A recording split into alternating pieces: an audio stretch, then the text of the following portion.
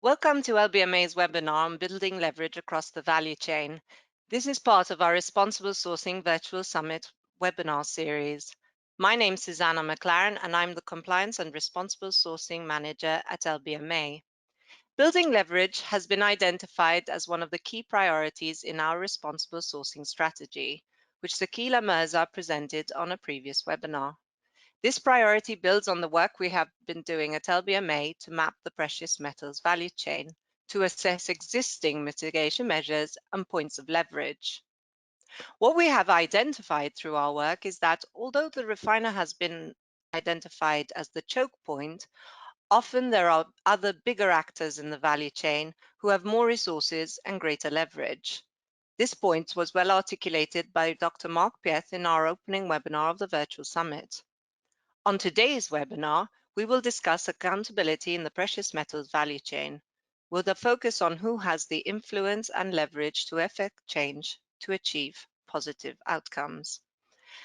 I'm delighted to be joined today by an esteemed panel of key actors in the precious metals value chain.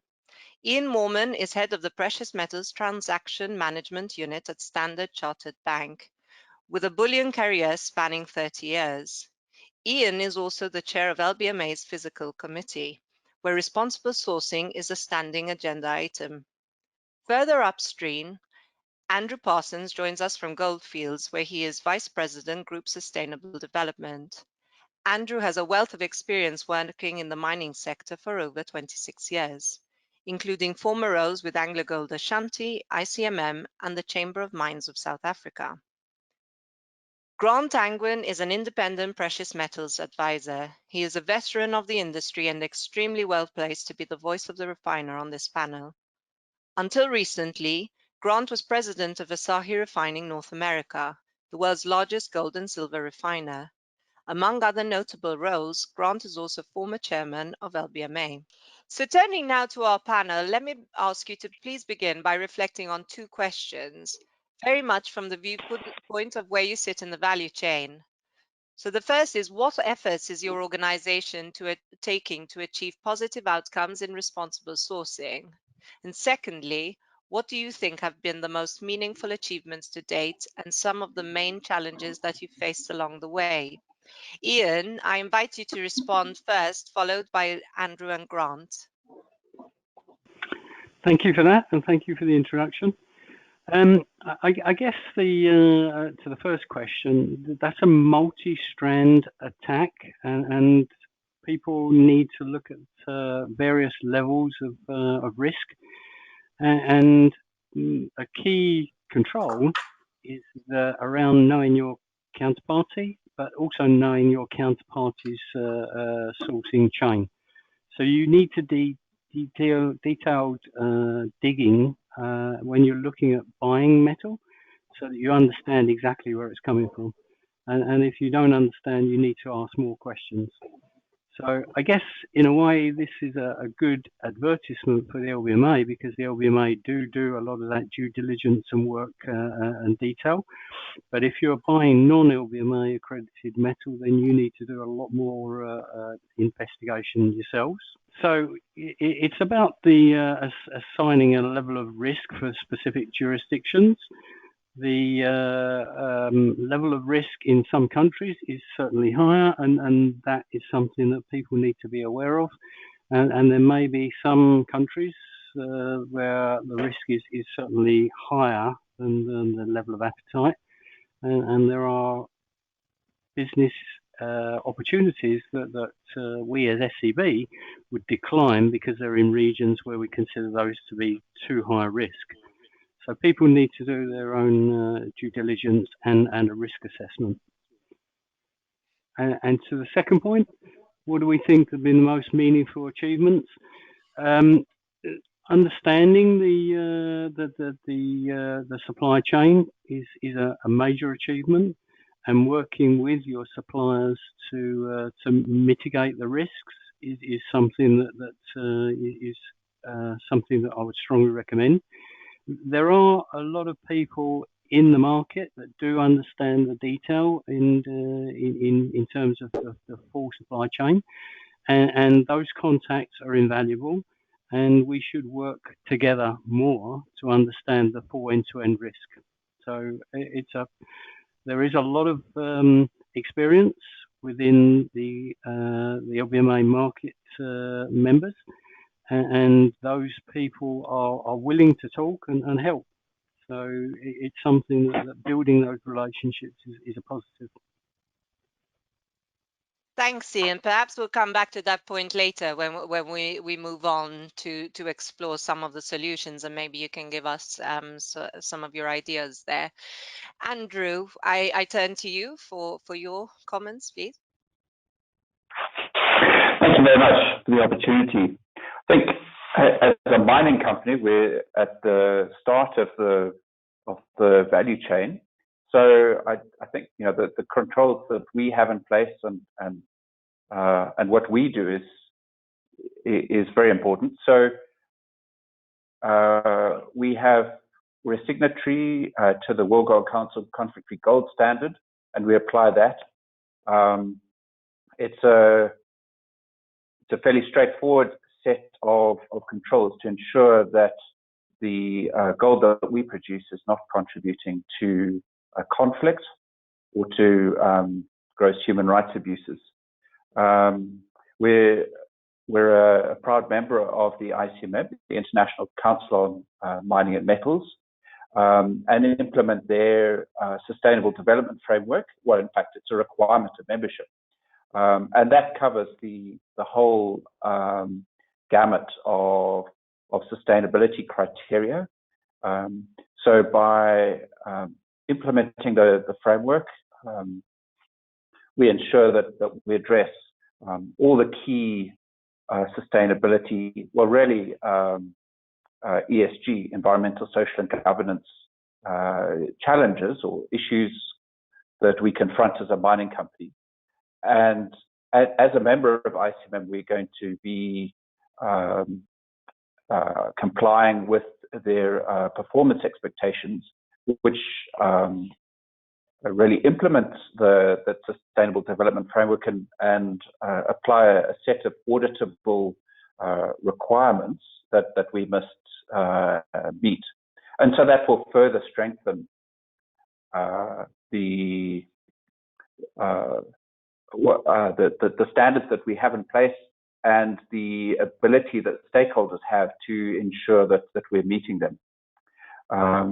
Of course, we apply the cyanide International Cyanide Management Code, which governs our use of cyanide at all of the mines where we use cyanide, which is all but one. And then each of these requirements is externally assured. So it's not just our word that we give, but it's vouched for by external experts who are independent of us and provide us with assurance statements. And our performance has been recognized by ratings agencies and others. So I think that each of these are very important building blocks that provide assurance to those downstream of us in the chain and to all stakeholders, whether they're consumers or in the investment and banking industry, or indeed the NGOs and communities that we interact with, and the governments that regulate what we do. I think in terms of our own supply chains, we carry out due diligence on our largest suppliers. We've recently published our first modern slavery report for our Australian operations. So that's another building block. In terms of our greatest achievements, I think it's, there's, well, I refer to them as building blocks. There's all of these different components that over the years that we've added in, and then it's been an extensive undertaking over many years to add in all of these. So I wouldn't single out any one particular achievement, but I think they all build on each other and give confidence to stakeholders that the product that we provide and supply is reliable and has been produced according to the high standards. Thank you, Andrew. And Grant, do you have anything to add here? Yes. Hello, everybody. Yeah, just taking on board, what Ian and Andrew have said, and having run some of the world's largest refiners for a number of years, I think the global commercial refining industry can look at this position and hold its head up very high, certainly in terms of working with the large scale miners. I'm going to say it's easier to onboard and work with companies are like Andrews, that are members of World Gold Council or ICMM, and adopt the responsible gold guidance. The harder part becomes when you move down the scale into the medium-sized producers that are not necessarily public listed companies, and then we end up at the should we say the end of the chain with the small-scale mining companies, which become very difficult to go through the due diligence process. I think what the industry has done with the large scale and to a degree the medium scale is very commendable, and I think is working generally very well. The issues become more involved in the small scale area. I, for one, having worked in the industry for a long time, I think a lot of what we've done in Johnson Matthey and Asahi and across other refiners is worked with the smaller companies in should we say developing countries to ensure that whilst they are not members of the ICMM or the World Gold Council or even the LBMA, they are adopting and following the procedures that come out of these organisations. And I think that's been very, very good. And policies with companies like Johnson Matthey and Asahi were very much, if you don't do this, we have to do it under the RGG. We would walk away from the business. Thank you, Grant. And on that, I mean, it sounds like a lot of effort is applied to particularly the smaller producers. I mean, do you feel that the refiners are getting the support they need along the value chain, or are they putting a lot of work in and then finding that somehow they're penalized for trying to move into these areas of activity? That's a very good question. I think the refiners have often felt that they've been sandwiched in the middle between the miners, the associations, the bankers, and the regulators, and a lot of pressure has been put on the refiners to deliver in certain areas that they really aren't experts in. And I have to agree with Mark Fleeth, they are small, medium enterprises and do not have an enormous amount of resources. I think that's why a lot of refiners, including myself when I was running them, focused on the large scale because that is the bulk of the business. That was the easier one to approve on board and manage with less costs and less resources. The further you go down the chain, the more you need to have a large compliance department, a lot of legal support, and ultimately a lot of cost. And it's been talked about at LBMA conferences in the past. The refining business is a tough business, so it's a lot easier to say, we're focused on what we can manage. Thanks. Ian, from the perspective of a large financial institution, do you have anything to add here in terms of, I mean, you started by talking about risk appetite, levels of risk. Clearly, you mentioned that some countries are higher risk and perhaps it might inform a no-go strategy. Was that relating to areas in terms of small-scale mining, or was that for other issues such as higher propensity for money laundering or aspects like that? Actually, both. Clearly, for us, if we were talking to the small-scale miners, the level of extra work that's involved in doing the due diligence makes it more expensive for us to be involved in doing those trades. So there is a trade-off, economic trade-off, as to whether it's actually worth us doing it, given the scale of business involved. the other side of it is around money laundering and sanctions and all of the regulatory controls and compliance that we have to go by. So there are countries that we would consider to be too much of a risk for regulatory and money laundering requirements that we just wouldn't talk about. And there's a conscious decision not to be involved in those countries just because it's taken too much of a chance. There is genuine business to be done in some of those countries, but it's too much of a risk for us to be involved in something that is not clear. So we won't take the chance. If it's not clear, we would decline that business. So Okay. it's interesting when we were going through the earlier question about the independent corroboration and the fact that the multiple building blocks of process and building that security.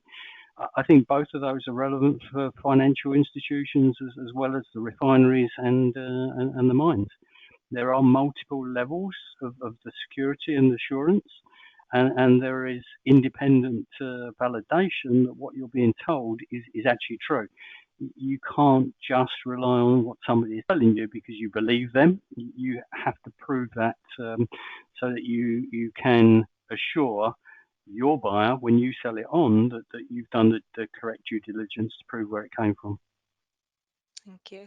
And in terms of solutions, I don't know if Andrew, in terms of a large mining company such as yourselves, with all the expertise, all the investment you've put into the right processes, is there anything there in terms of supporting, the wider mining community? Is that something initiatives that you're involved in already, or areas you see opportunity to do more of? I won't say level the playing field. I recognize, you are in competition as well, but something to somehow support the smaller players, particularly, the artisanal, if you like, miners, so that we're not seeing efforts diverted elsewhere.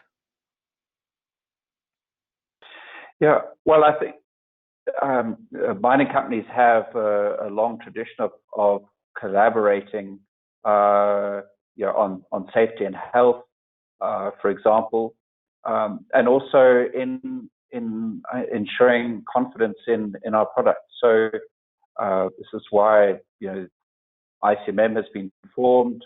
The World Gold Council, with its work on conflict-free gold standards, and now the responsible gold mining principles.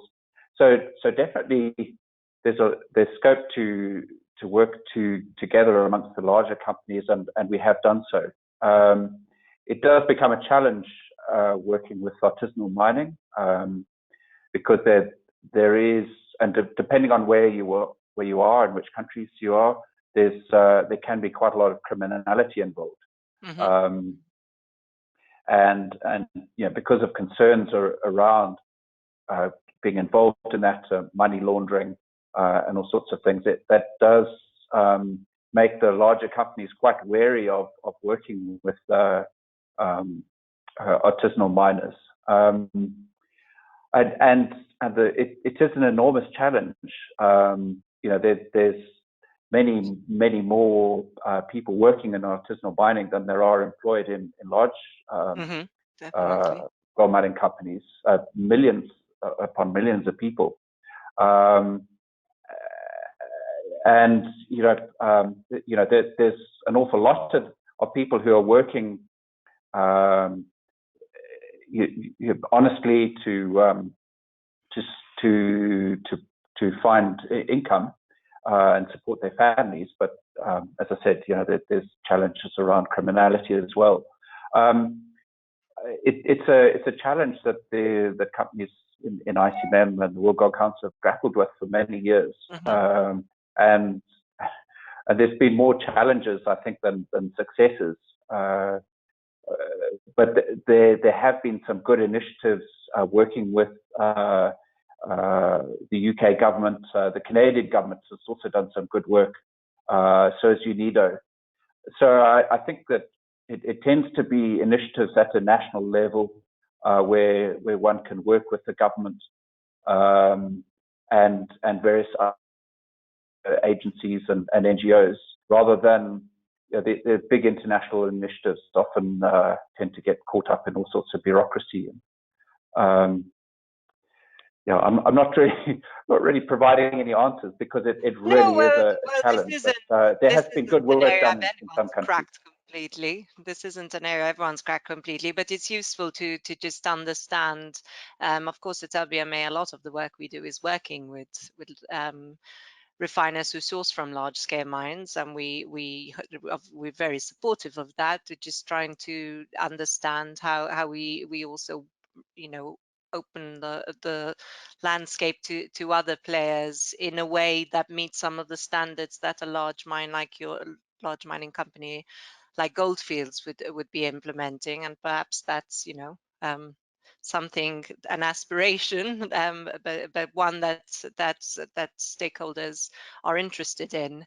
I'm afraid we don't have a huge amount of time left, but I think I would like to turn for some final thoughts of, are we missing a trick here in terms of the value chain, and is there more that any one player could be doing? Are there any opportunities for collaboration that Ian referred to that at LBMA we could be considering more and following up on? And they could just be ideas, nothing that's already concrete, but things to begin to consider. So maybe I can kick off with a couple of quick thoughts. So the work that we're doing on the global database is clearly something where that will help us to track bars that are in circulation.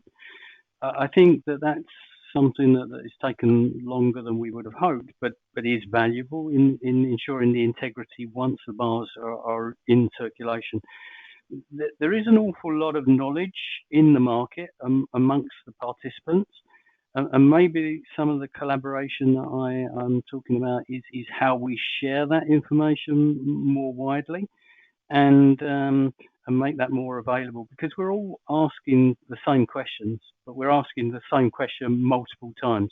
So there should be something that maybe the LBMA could help to coordinate, where we become more efficient in asking the question once, and maybe the LBMA then are auditing those responses to give some assurance on the further downstream chain. So I think there is opportunity to improve the process.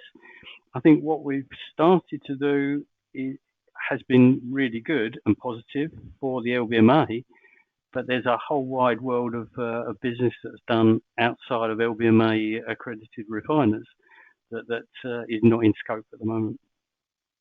Thanks. So Andrew, would you like to share any thoughts? Well, in our discussion previously, I think it was Grant, I'm going to take a point from him, talked about education of consumers. And I think there's a lot of ignorance out there, or people just don't understand the industry. So I think as players in the industry, we need to be creating awareness about what responsible gold is, how it's produced, what people can be looking for, to build confidence in the product, and to throw some light on the enormous amount of work that's being done. I think that certainly as miners, we're pretty poor at communicating what we do, and I think that we need to work harder at that. Thank you. And the final word goes to Grant. Okay, I will try and keep this brief, because it's a topic that I'm quite passionate about and been involved with for a long time, and could probably talk for 20 minutes or 30 minutes. I mean, just to take what Ian and Andrew have said and the points that we discussed last week, I think education and promotion of the gold industry across the whole chain is exceedingly important. And I don't think we as an industry are doing it particularly well. I've used a term I've used for a number of years now. The industry is extremely fragmented, and where there are very good organisations all trying to do the right thing, but there's no one umbrella overseeing it all. And then we then have the issue of funding. We talked about the refiners having not a huge amount of resources to do the auditing and the should we say the responsible gold guidance and audit goes with that. And I can also say the LBMA is not an overly wealthy organisation. I think the industry needs to come together. And the example I would use was something that happened maybe 20 years ago or 30 years ago with the diamond industry, where they came together over the blood diamond and promoted diamonds and educated people about diamonds. And the gold industry needs to do the same. It needs to focus on areas where there are definitely weak links. I talk about countries that will take a lot of this artisanal gold. Bearing in mind, according to Metals Focus, artisanal gold is the largest growing by percentage terms sector within the gold mining industry. Some 350 tons now, close to 15 to 20% of gold supply from the mining side comes from the artisanal world now. And I listened to what Andrew said. It employs tens or hundreds of times more people. And people need that business, and it isn't all bad business. There's some of it is good. It's good for the communities. It's good for the society that they operate in. Unfortunately, it does attract the bad actors. But I could go on for a long time on this, and I just think the overarching message from me is it's a fragmented setup, and we need to come together to work on the issues to basically promote and educate the whole industry across the globe. Thank you. That's really helpful. So things I'm hearing and takeaways I'm definitely hearing is looking at ways for better collaboration to bring the industry together, more awareness about what we do, what have been our achievements today. I mean, I'm sometimes astounded by the amount of questions that I get about what I consider to be basic things, but I guess actually it is something in terms of, are we communicating well enough about what we're doing? And then finally, a strong role for education and for supporting some of the smaller players. I think that's all we have time for today. So that brings us to the end of our webinar. I'd like to say a really big thank you to Ian, Andrew and Grant for the stimulating discussion and giving up their time to join us today. I think we can all agree that we've been left with some real food for thought. I'll certainly, as some of you may have noticed, I've been taking notes all along, so I'll certainly be reflecting on how we can take some of these suggestions forward at LBMA. I'd also like to thank all those who tuned in today to listen. A recording of this webinar will be available on our virtual summit site. Meanwhile, please don't hesitate to get in touch with any queries or feedback you have on our responsible sourcing program. And finally, all that's left for me to say is please stay safe, and we look forward to welcoming you on our next webinar. So thanks again, everyone. Bye. Thank you. Thank you very much.